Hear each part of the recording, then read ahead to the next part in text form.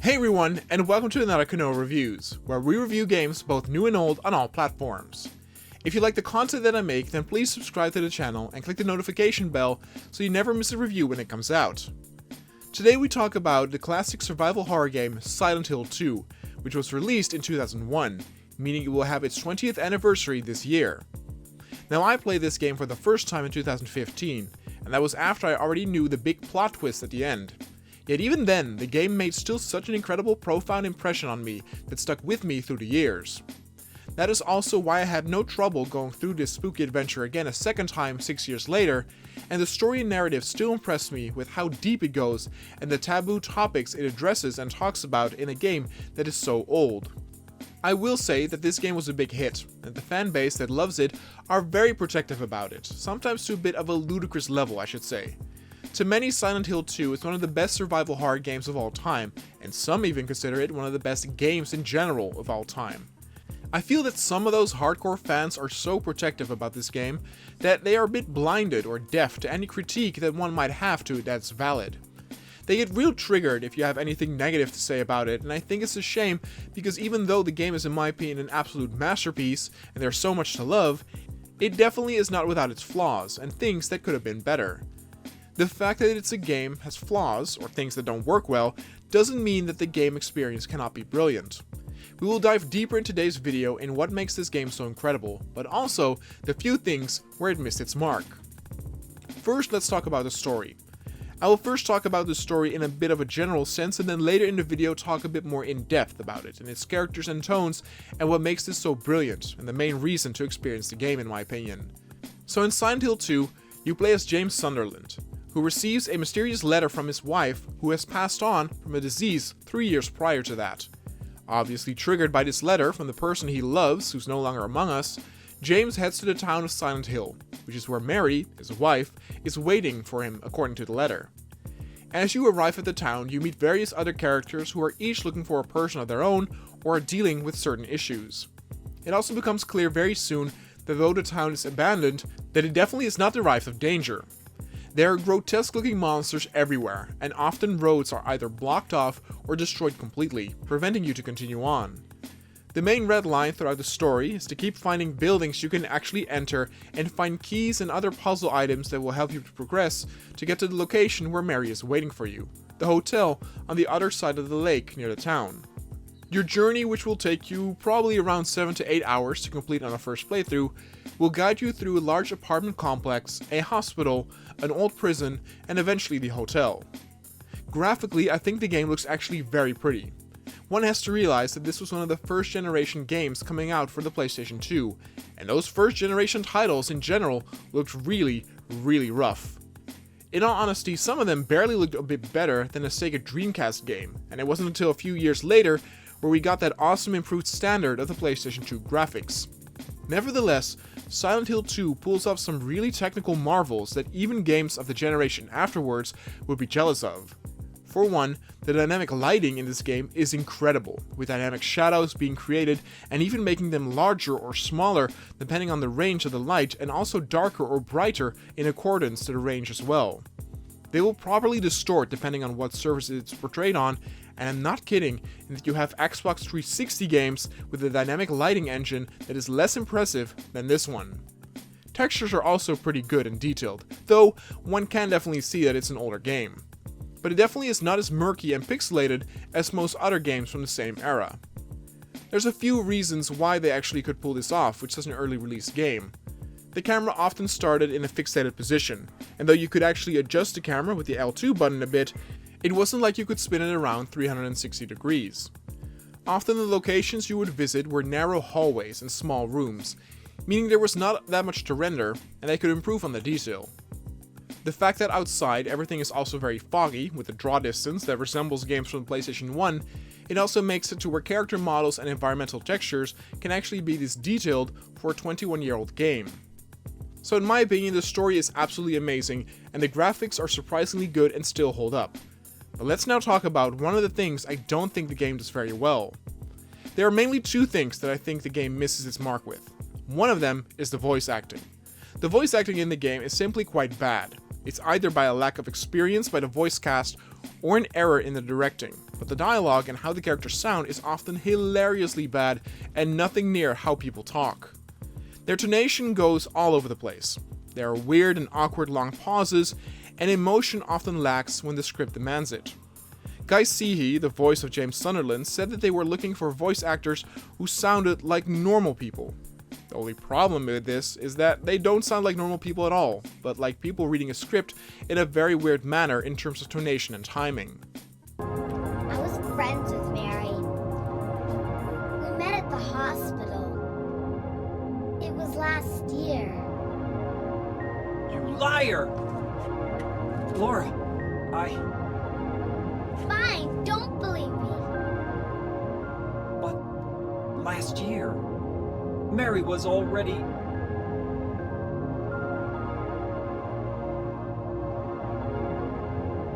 I'm sorry, Laura. Anyway, let's go.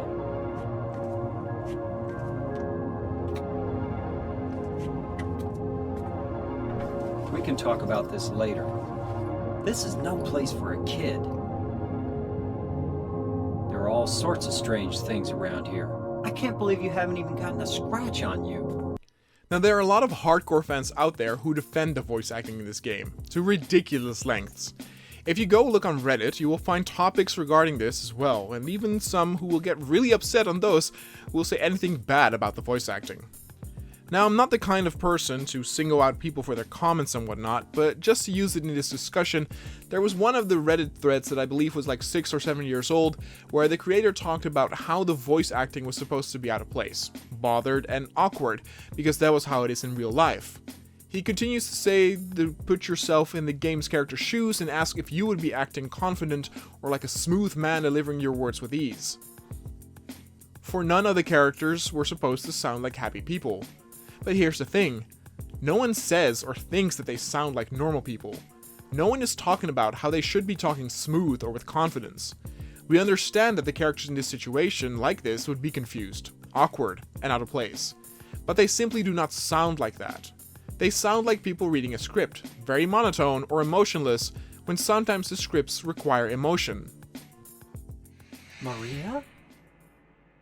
That thing! It stabbed you! There was blood everywhere! Stabbed me? What do you mean? It chased us to the elevator, and then... James, what are you talking about? Just before! Don't you remember? Maria? You said you took everything, but you forgot that videotape we made. I wonder if it's still there. How do you know about that? Aren't you Maria? I'm not your Mary. So, you're Maria? I am. If you want me to be. All I want from you is an answer. It doesn't matter who I am. I'm here for you, James. See? I'm real.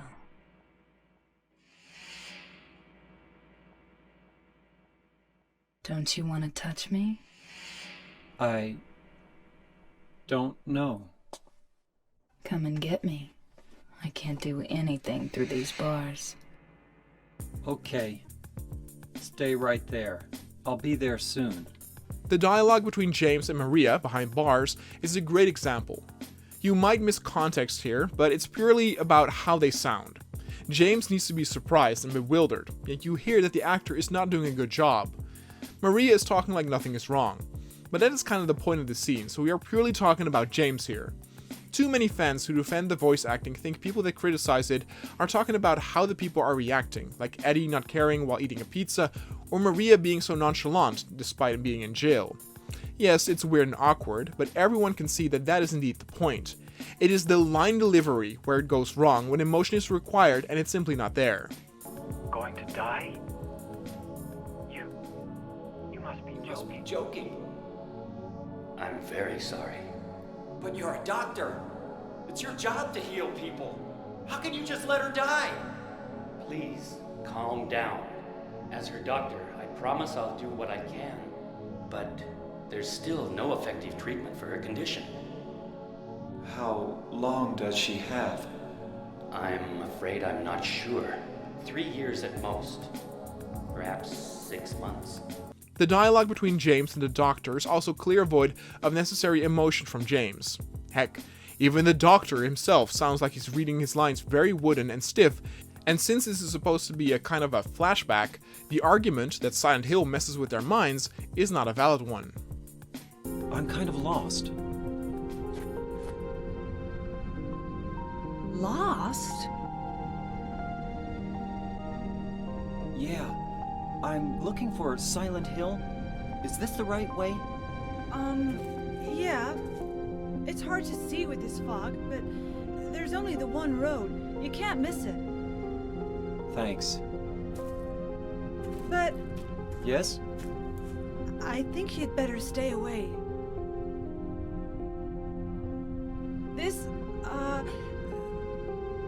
This town, there's something wrong with it. It's kind of hard to explain, but Is it dangerous? maybe. And it's not just the fog either. Okay, It's... I got it. I'll be careful. I'm not lying. No, I believe you. Angela's voice actress also does not a good job, unfortunately. Donna Burke, who does her voice, actually does some pretty good voice acting in Silent Hill 3, where she's a lot better and also does some voices in a few other games, including Metal Gear. But if one were to also look at her list of games she worked on, it becomes clear that she is not a top-tier voice cast. Nowadays, she resorts to singing, which she is indeed so much better at, and does themes and homages to many games, which is cool. But the portrayal of Angela is simply very weird and incredibly stiff. Angela is supposed to sound childlike and like an introvert, but this is simply not how those sound. It really sounds like an example of lost in translation, and either a misplacement in directing or lack of ability to issue the correct emotion. Again, as said, Burke's character in Silent Hill 3 is done a lot better, but also requires a lot less emotion.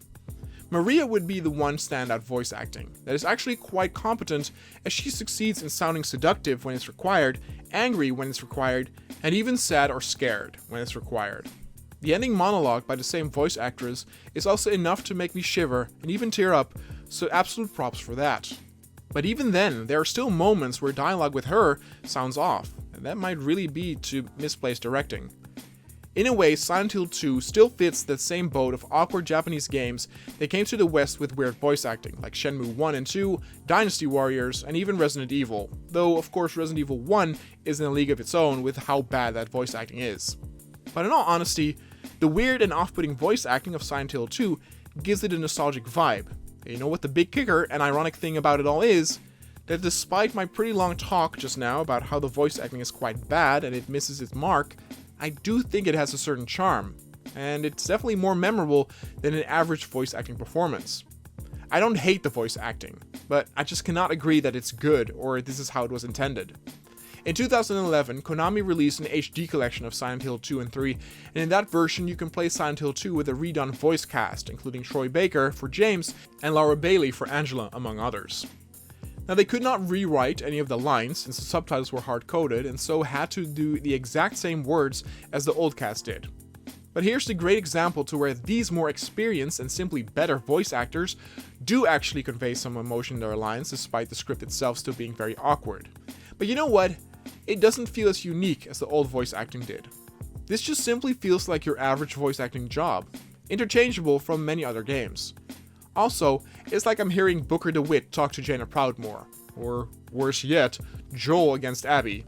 The awkwardness and really weird line delivery of the old cast is actually very unique and sticks with you, and in its own way is also very charming. So even though I think it misses its mark, I'm happy that the voice acting is so memorable, and I do still like it, as it makes me laugh multiple times throughout playing the game. Okay, so that was quite lengthy about the voice acting of Silent Hill 2. Now let's finally talk a bit about the gameplay. Silent Hill 2 can be categorized as a survival horror game, and in this case, the survival is different from the survival genre that we've come to know today in games like The Forest or Ark Survival Evolved. The survival aspect with games like Silent Hill 2 and Resident Evil is that often you were put against odds that were not in your favor, and thus you had to do your best to survive and pull through. There was never enough ammo to deal with all the enemies. There weren't that many healing items, or your inventory wasn't big enough to take all the valuable items. You really had to mix and manage to survive, and though Silent Hill does not have the inventory management, it was definitely the case where it might be better to avoid enemy contact than to fight them head on. Luckily, Silent Hill focuses much less on the enemies and its combat compared to something like Resident Evil, and instead much more on the adventure, exploring, and puzzle element. The buildings you will head into, like the apartments or the hospitals or the hotel, are of course full of long corridors with lots of rooms to search and explore.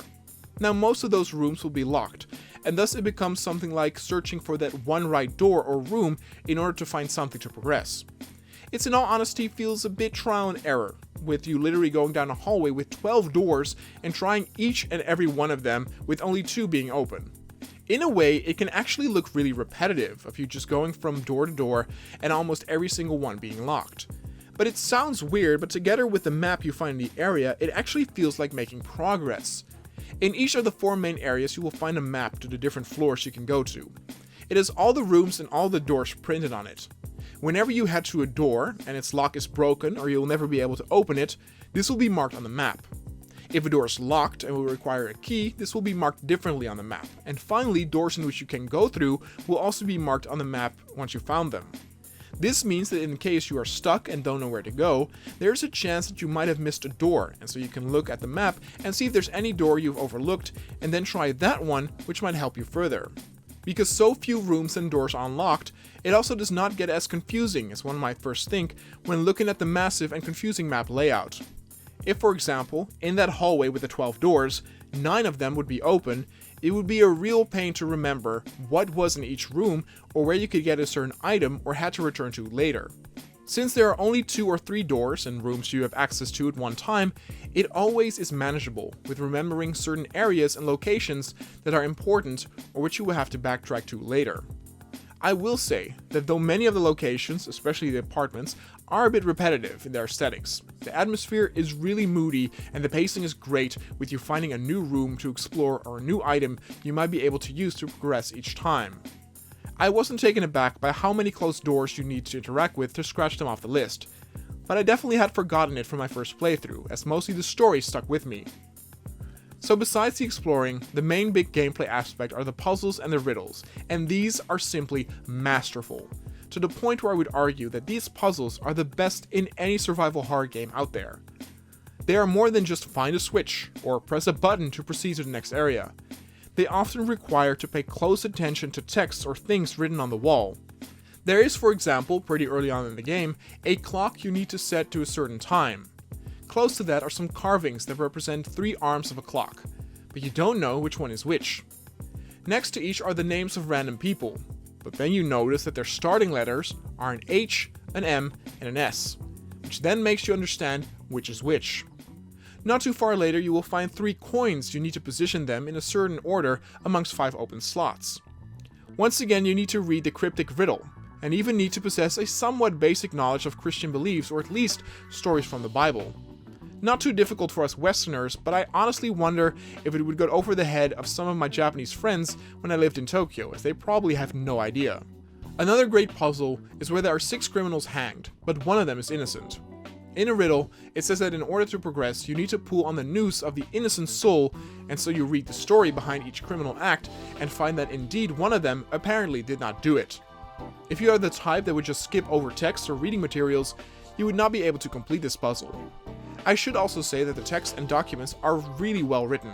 It in all honesty can stand amongst the texts of the first Resident Evil, which is amazing as well, and some of the texts you read are simply really frightening, like the accident with the steamboat on the lake that left 14 people dead, of which the corpses are now stuck on the bottom of the lake with their hands reaching for the sky in a desperate attempt to reach out to anyone they see above. Ugh, gives me the shivers. Some other cool puzzles are, for example, finding thinner, to get rid of a scribbled over part of a photograph, to find out a code word, or to figure out a 3-number code on a numpad by looking at which of the buttons are the least dirty because they have been pressed recently. It's honest to god real clever puzzle design, as it almost feels a bit of detective work you have to do, and I absolutely adore it. The cool thing too is that if you play the game again, that many of the puzzles will slightly be different.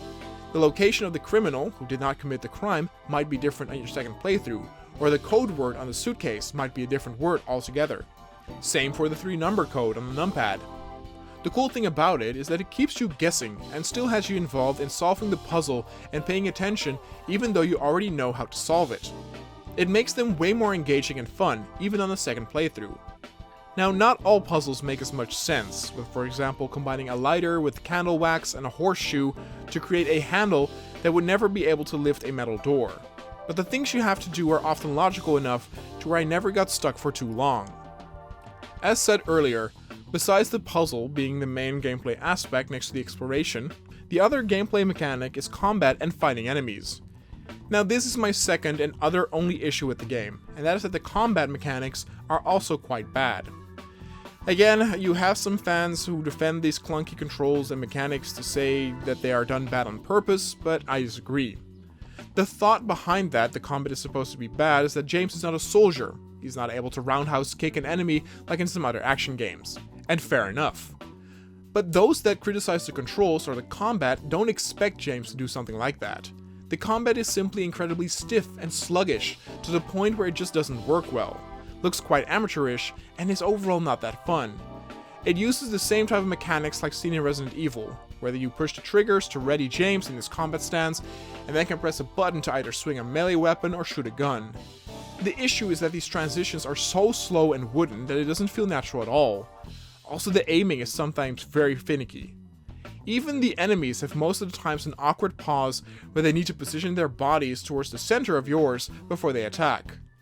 Boss fights like against Eddie or others in a small room look hilariously clunky and anticlimactic, with enemies clipping through you or using wonky animations only for you to run to another corner, slowly turn around, get into an attacking position again, and fire, after which you immediately need to run again.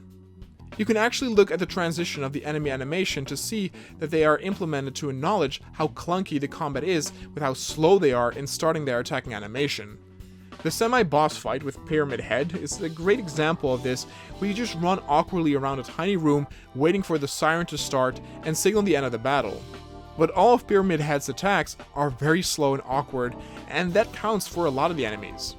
Even the final boss is quite awkward, with just running around, getting James in a good position, having to avoid very slow incoming moths, and then getting the right angle of the weapon to point up, and it all simply just doesn't work well. Again, I get that they don't want to portray James as a super soldier, but much of the combat is simply clunky, slow, and doesn't work well. Silent Hill 3 already made great improvements, where you still feel very vulnerable and not like you were able to deal with a lot of the monsters, yet the controls are more fluid and responsive, making it a better experience. But pretty much, with those two critique points out of the way, it's time to talk about why it's really worth playing Silent Hill 2, and that is the story, setting, and themes that it talks about. Honestly, Silent Hill 2's story and themes it discusses are so good and deep, and it actually is willing to go to some really dark and disturbing topics to the point where it's even more impressive that they dared to go there back in 2001. Though seeing how sensitive everyone is nowadays, and how easily triggered or offended, maybe we actually did have some thicker skin back then. But anyway, let's start at why James is visiting Silent Hill again. He received a mysterious letter from his wife, who died 3 years ago from an illness. I'm going to jump ahead now, way towards the end, but that is purely so that I can talk about the beautiful metaphors and imagery that is presented in the game. But basically, by the end, it is revealed that Mary, James's wife, did not die because of the illness, but because James smothered her with a pillow. Yep, he killed his own wife. And not because he wanted to ease her suffering, or because she asked him to. In all those months and months of the disease taking its toll on Mary, James got sucked into all that disparity and awfulness too, and basically his own life became destroyed because of it as well. In a way, he started to resent Mary, hated her, who by the end can only spew ugly words at him and yells at James all the time because she is so desperate. James's life has become nothing but doctor and hospital visits and getting bad news after bad news, looking at his wife who is slowly decaying. He is deprived from any happiness or hope, and in a sense knows that this is caused by Mary and her disease. Now, I do not for one moment believe that he actually is actively blaming his wife for this, and instead the disease. but he did hate what his wife had become because of the disease, and in a final desperate act, he actually killed her to finally be relieved of all this rot and decay that took over and destroyed his own life as well. Now okay, there's a lot to unpack here. First of all, it's a topic that is incredibly sad and disturbing, but not something that is all that uncommon. Now, I'm not talking about the killing your own wife thing, but instead the fact that family members and sometimes friends' lives also get destroyed or at least drastically changed when a family member or someone they love becomes terminally ill. And though of course most of us would gladly support those people we love and stand by them every time they need help, it can demand a toll when this goes on for months and months or even years. Now again, I don't think most of us would get it so tough to where we would kill that person to be done with it. But the yearning for happiness or something positive is something that is a very human emotion or need, and it's something that might be quite normal even though people might feel shame for it because they feel like they let the person down who's sick. And hints at some of the thoughts or desires that James had while Mary was sick can be seen in the world and its enemies. See, it was established that Silent Hill looks a bit different to anyone who enters depending on their own demons, sins, or guilt.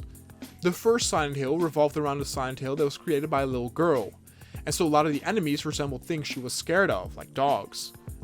With James, however, a lot of the enemies resemble something that has to do with either sickness or sex. The first enemy type you meet is the vomit-spewing enemy, which has its own two hands bound like a straitjacket, and the vomiting and puking obviously refers to Mary being sick and puking, but also can be interpreted as her saying vile things and spewing bad words at James as her condition got worse. The second enemy type you come across are these mannequin legs stitching together in a fleshy naked mess that also resembles something sexual in a way. Now I don't mean that it's arousing or anything, it's disturbing and scary looking as hell, but I think anyone can figure out that there is indeed something sexual about the look and movement of this enemy type. But where it becomes real apparent that there is some sexual undertone with many of the enemies are the of course famous nurses in the hospital, who became a staple enemy type even outside of Silent Hill 2. The design of these nurses is absolutely brilliant in what they are trying to portray. They are wearing very skimpy clothing with short briefs, a shirt that is unbuttoned, revealing some cleavage, and their faces are abstract and distorted to the point where there's basically no face. Now, why are some of these enemies sexualized? It has again to do with James's guilt and desires while Mary was sick. With Mary being sick for so long, it's likely that James did not get the loving or sexual needs he had as an adult person. Now granted, James doesn't seem like that much of a horn dog, but if one were to think that this disease might have gone on for months and months, even someone as awkward as James would get needs or desires when looking at other women. It's never confirmed if James cheated on Mary or not, but the least thing you can say is that he was thinking about sex with other women or looking at others with that lust or desire. That is why the design of the nurses is so great, with their faceless design, because all James was seeing and paying attention to was the flesh he was lusting for, the tits and the ass and the legs. Day in, day out. With every hospital visit, he saw the nurses come and go, not being able to control his thoughts from going to places or of his own desire. Now this is again an incredibly sad topic, but one that is quite human and real as well. There are a few famous Dutch movies based on books that have a similar story, and one of them is called Er komt een vrouw bij de dokter, which translates to A woman is visiting the doctor. In this movie, we follow a couple that are madly in love, but that takes a drastic turn for the worse when the woman gets cancer. Though the man is of course very supportive and by her side a lot, it makes his life a living hell as well, and one that is full of sadness and darkness, until he meets a college student at a party who's very free and positive, and they start to have a sexual relationship where he can finally have some positivity in his life again and feel happiness and laughter, which he could not get for so long. In the end though, he realizes that he is wrong and returns to be with his wife until the end when she dies. But it does bring up a very interesting philosophical topic of discussion. I think no one can deny that what the man did was horrible and pretty much a betrayal of trust to his wife who's lying in bed and dying of cancer.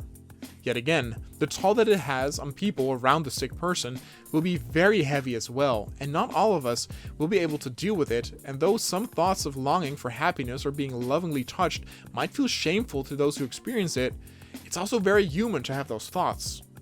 One can obviously discuss about this topic and where one's morals stand for hours and hours, but the fact that Silent Hill 2 tackles this topic of discussion as well and in such a mature way is very impressive. To more prove the point about James's desire is the character Maria. Honestly, a character that is so deep and incredible that it boggles the mind. Maria is a woman that James meets in Silent Hill, who looks exactly like Mary when it comes to her face and also has the same voice. He even mentions that she could be her twin sister. But besides having the same face and voice, everything is different. Maria is dressed very sexy with a lot of skin showing. Though her voice actress is the same, she talks in a way more seductive manner than Mary, and also is way more touchy with James, with caressing his cheek or giving him hints that she wants to be physical with him. She also has the keys to a strip club, further noting that she is a character surrounded by a lot of lust. Now Maria can be interpreted as how James would have loved to see Mary, all that sexual desire and yearning portrayed on the woman he loved. Mary was very reserved and calm, whereas Maria is anything but that. Multiple times throughout the game, Maria tries to convince James that she can be his new Mary, if that is what he wants. She can become his new lover, and she will please him in ways Mary never could. In fact, one of the many endings you can get in this game actually has you say to her that you no longer need Mary, and you leave with Maria from Silent Hill. Again, you can actually leave with the more sexual character and leave your dead wife, who's not actually there in Silent Hill, but that's not really behind the point. The way you get this ending too is really incredible, in that you will not look at the photo or letter from your wife even once, and in all honesty, it's very morally wrong, but the fact that you can do this and that the game has an ending like this is absolutely amazing. It tackles that discussion topic, like one can have with the Dutch movie about if it's morally wrong, or what one should do in a situation as this, where one has desires, but also has someone that is dependent on them. Now I should also say that that ending goes a bit deeper than just you happily leaving with Maria, because as you leave, she starts to cough, basically hinting that she will now turn sick as well, and history will repeat itself. But here's the thing about Maria, and what makes her as a character so interesting. Though in the Born from a Witch substory it is hinted that there is a bit more to Maria as a character, but basically the point of her existing in Silent Hill is to confront James with the guilt and what he has done with his scandalous thoughts about other women while his own wife was so sick. Not only that, throughout the story Maria also dies multiple times, with James not being able to do anything or just looking on and doing nothing, much like he did with Mary. Maria gets killed by Pyramid Head and reaches out to James, who, though he does try, fails to help her. She also screams for him when she is struck in a frame by multiple Pyramid Heads and then killed again. Though she also has the purpose of confronting James with that sexual desire, she is also clearly there to repeat the cycle and confront James with abandoning or failing that person he loved and who needed his help, being forced to watch Maria die over and over again. One could almost say that she is a ghost or something supernatural, only conjured up by James. She has no other real purpose to exist besides showing James what he had done wrong through certain actions. No other reasons to be. And that of course results in someone becoming very sad because of one's own existence, as she does not have any other purpose or future. She even mentions multiple times to James that she is real, telling him to see how warm her touch is. The fact that she is constantly getting mistaken for Mary also adds to the fact that she might not be real, that they see Mary in her and not Maria, since it must be so frustrating to be mistaken for a person you are not. This deepens it even a bit more to think that another reason for her seductive nature could be to escape this hellhole and finally have another purpose outside of Silent Hill besides just being there and dying over and over again in front of James. Honestly, did any of you think this game got so deep? I certainly didn't, and I absolutely adore it for being so. For the most part, I've discussed what I wanted about James and Maria, so let's take a look at some of the other characters you meet along the way too. And don't worry, I will save good old Pyramid Head for last. One character I can be pretty quick about is the character Laura, a small 8-year-old child who is also searching for Mary in Silent Hill as they were friends back in the hospital where she also lay as a patient. The irony in it all is that Laura has no idea what all the dangers and dark things are that James and the other characters are talking about with Silent Hill. She just sees it as a normal town, possibly even with its actual inhabitants in it. The reason for this is again so clever, in that she is a small child and thus is still too young to have any sins, guilt, or other dark secrets like we grown-ups do. That is also why there's a brilliant scene where she locks you up in a room with a boss monster and you first think she's being a total bitch, but in reality, she did not see anything dangerous there, and to her, it was merely a prank.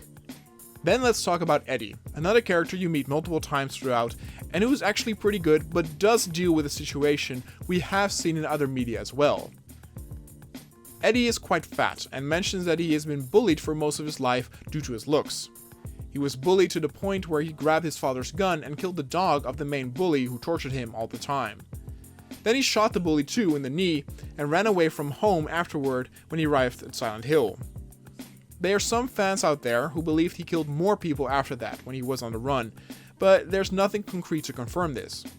I personally would like to believe he actually did kill more people, because otherwise his transition in what happens to him while being in Silent Hill is very drastic and maybe a bit too drastic. You first meet Eddie when he's vomiting in a toilet in a room where there's a bloody dead guy near the fridge. The scene and sounds of this introduction video are disgusting, by the way, and it should also be said that Silent Hill 2 in general is not necessarily all that violent or gory, but does offer some very disturbing imagery of people being hanged or sitting in a chair after committing suicide, or bodies stripped from flesh, etc.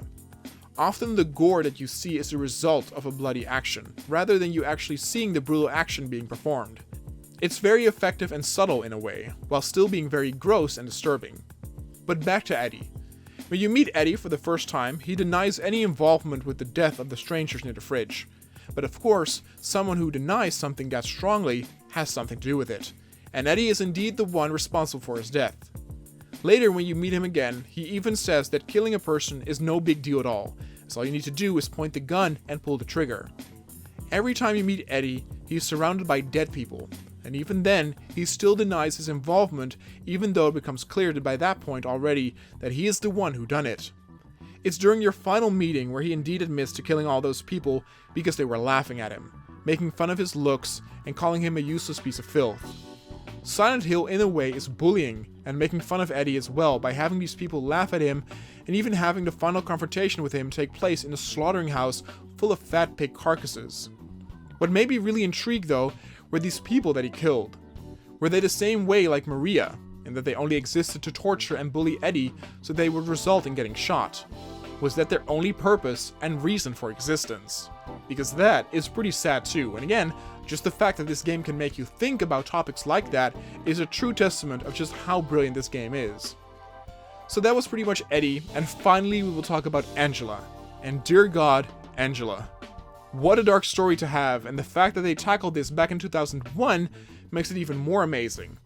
I'm not kidding in that there would be publishers or companies today that would not allow this story or background in a game, even if it were done in a very mature job or not in a tasteless one at least.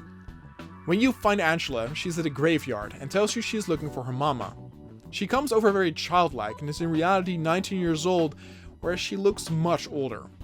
The reason for this display is that she carries around some terrible trauma that quickly matured her when she was only a kid, kinda hinting she never had a proper childhood. The second time you meet her is she's in front of a mirror, where she's holding a knife with blood on it. Apparently she was thinking about committing suicide with it, but gives you the knife to hold on to. During this conversation, she also apologizes a lot, and it becomes very clear that she's very easily scared, and the apologizing clearly is a hint to have being abused.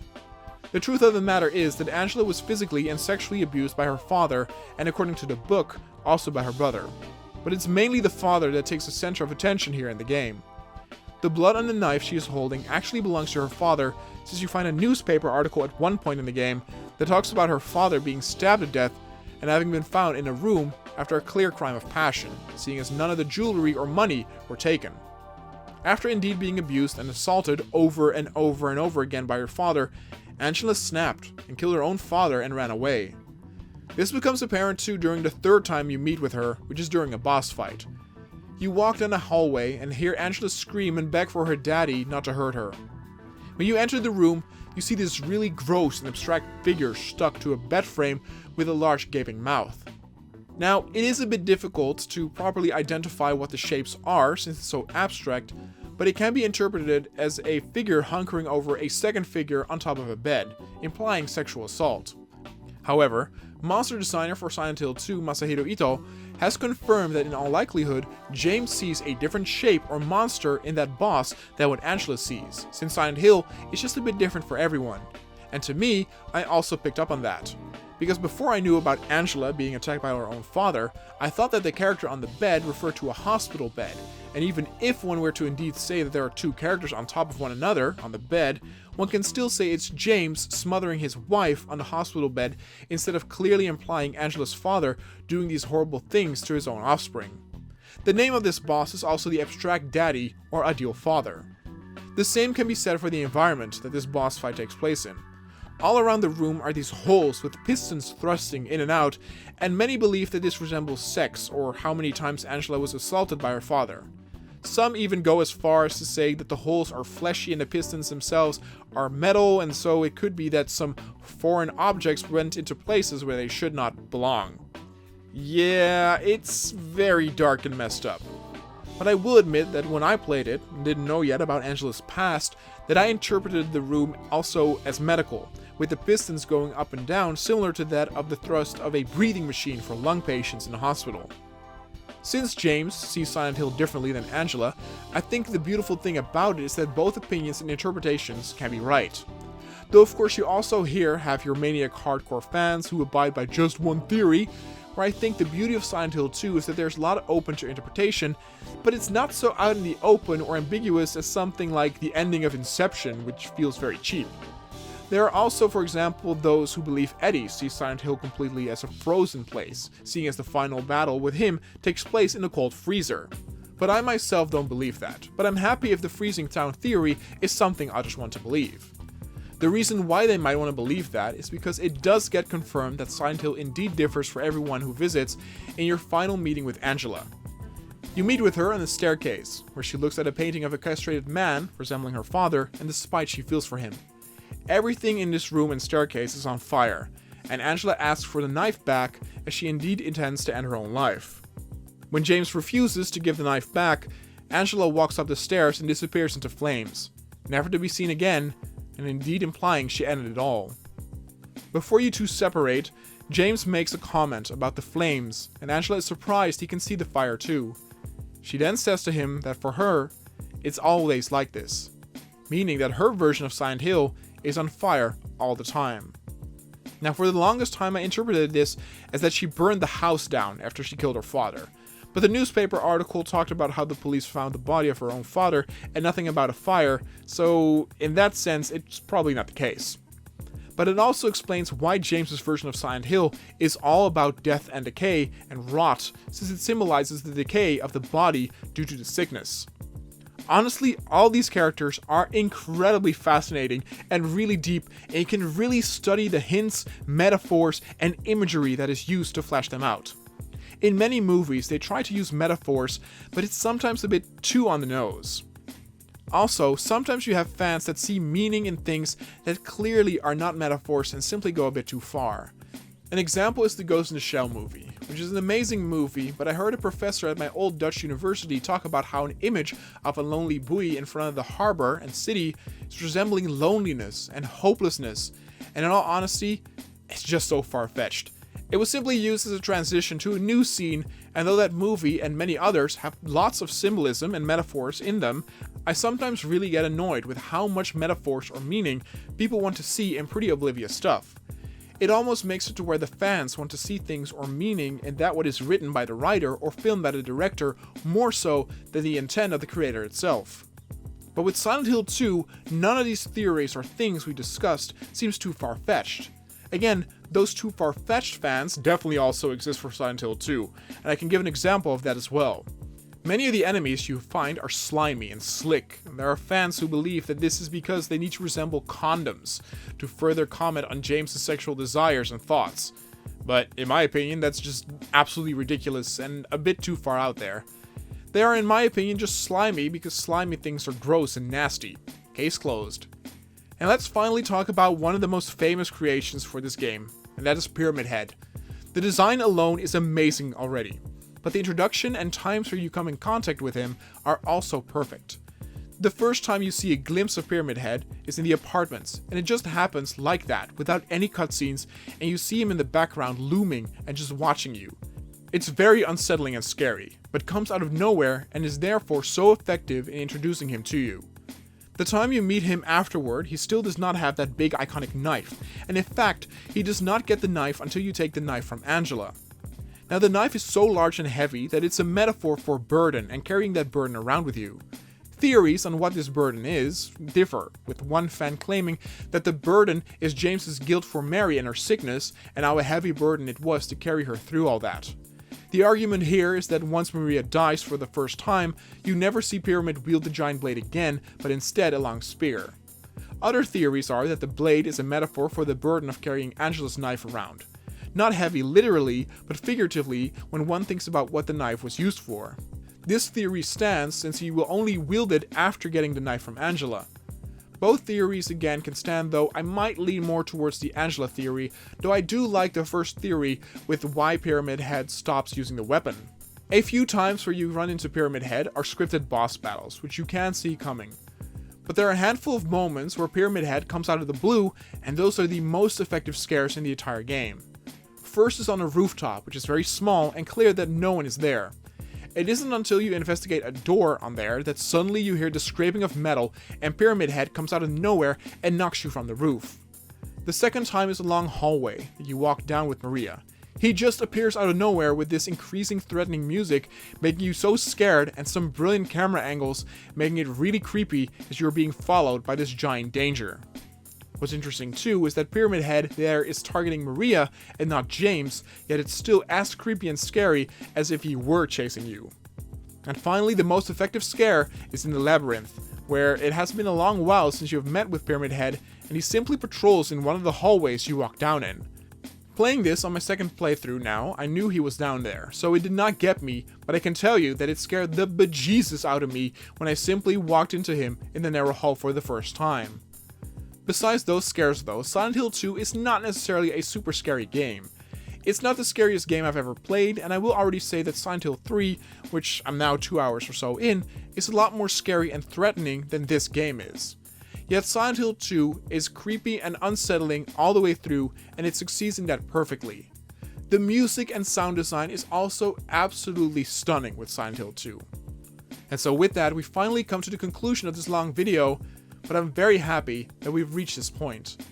This will most likely be one of my longer videos on the channel, but honestly, Silent Hill 2 deserves it. It's that special and good when it comes to the story, theme, and tone. I also feel it's still valid to have critique on the game with its voice acting and combat mechanics, because even despite that, the game is still an absolute masterpiece. It's just not perfect, as many hardcore fans would like it to be. However, on the question of if this is the best survival horror game of all time, I actually will have to say yeah. Even with the bad voice acting and the common mechanics, the puzzles, atmosphere, exploring, but most of all the story, plot, setting, and themes are of such an insane high level that nothing else even comes close to it. So much so, in fact, that I'm afraid many of the other Silent Hill games also don't do that. As I said, I'm currently playing through Silent Hill 3, which I've never played, and also want to play Silent Hill 4 The Room, because everyone says it's pretty bad or average, despite to me looking super cool with its imagery. Maybe it's style over substance with that game. But in any case, it made me scared to play many of the other Silent Hill games purely because it kinda would make me sad that nothing would even come close to how brilliant the story and symbolism is done with Silent Hill 2. Many of the Silent Hill games now are also considered pretty bad. It's an absolute masterpiece though, this game, an absolute gem, and is still absolutely worth playing, even if you know the story and plot already. Because with me, the whole ending was already spoiled, and the game still blew me away. Now that doesn't happen often. You are blown away despite knowing what is coming. Silent Hill 2 has to be experienced by fans of both horror games, but also those who are into story-driven games or stories in general. In the end, Silent Hill 2 gets a 9.3.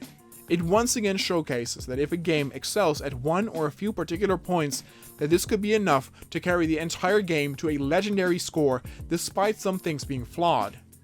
Silent Hill 2 could someday see a proper remake, now that it will have its 20th birthday, and if some developer will treat that remake with respect and love that this game deserves, I think we all will do well to delve into this sad but memorable story once more.